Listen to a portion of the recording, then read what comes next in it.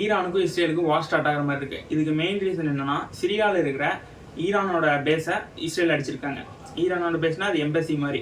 இதனால தான் ஈரான் வந்து இஸ்ரேல் மேலே அட்டாக் பண்ணியிருக்காங்க, மிசைல் அட்டாக்.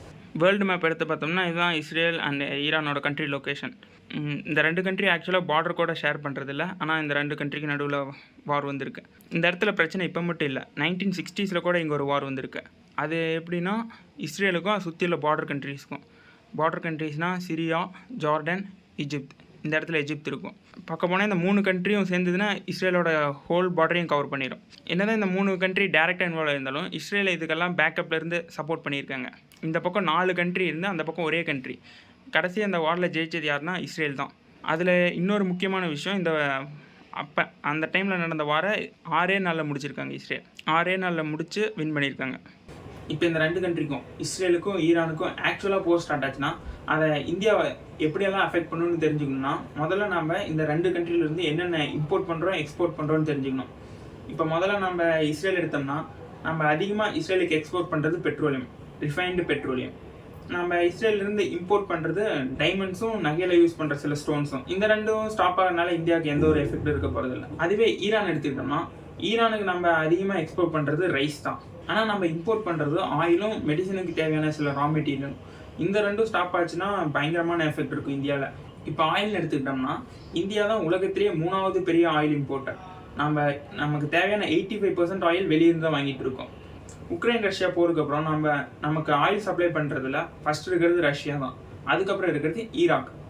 நம்ம என்னதான் ஈரான் கிட்டேருந்து கம்மியாக ஆயில் வாங்கினாலும் இந்த போர்னால நம்ம மற்ற கண்ட்ரி கிட்டேருந்து வாங்குற ஆயிலுமே அஃபெக்ட் ஆகும். இப்போ ரஷ்யாவிலேருந்து நம்ம வாங்குற ஆயில் எப்படி அஃபெக்ட் ஆகும்னா, ரஷ்யாவுக்கும் இந்தியாவுக்கும் செப்பரேட் ட்ரேட் ரூட் இருக்குது.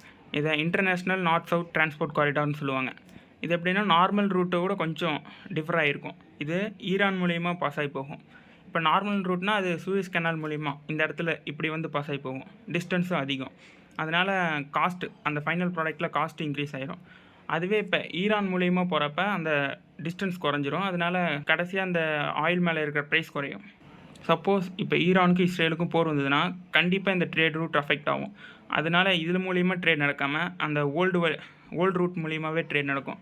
அதனால் ஆயில் வரது கம்மியாகாது, ஆனால் ரேட்டு கொஞ்சம் இன்னும் அதிகமாகும். கடைசியாக ஆயில் ரேட்டு இன்க்ரீஸ் ஆனாலே போதும், எல்லா பொருளோட ரேட்டுமே இன்க்ரீஸ் ஆகிடும். சரி, ஓகே. அப்போ ரஷ்யா கிட்டேருந்து வாங்குற ஆயிலுக்கு மட்டும்தானே ப்ராப்ளம் வரும், மற்ற பக்கம் இருந்து வரதெல்லாம் அப்படியே தான் வந்துட்டுருக்கோம் அப்படின்னு கேட்டால் அங்கே தான் இன்னொரு ப்ராப்ளம் இருக்குது. இப்போ நம்ம ரஷ்யாவுக்கு அப்புறம் அதிகமாக ஆயில் வாங்குற கண்ட்ரி ஈராக்.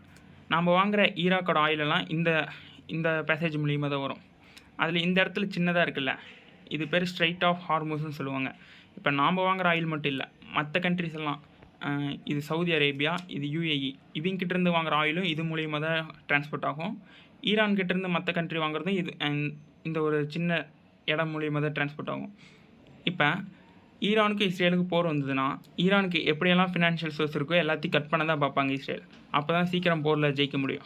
அப்படிங்கிறப்ப இந்த ஒரு இடத்துல ஈரான் சப்ளை பண்ணுறது எல்லாத்தையும் அவங்க ஸ்டாப் பண்ணுவாங்க. அப்படிங்கிறப்ப இந்த ஸ்ட்ரிப் பாதிக்கப்படும். அப்போ ஆட்டோமேட்டிக்காக மற்ற கண்ட்ரீஸுக்கு போகிற ஆயிலுமே தடைப்படும். இது மூலிமா வேர்ல்டு ஃபுல்லாகவே அப்போ டோட்டலாக ஆயிலோட ப்ரைஸ் இன்க்ரீஸ் ஆகும்.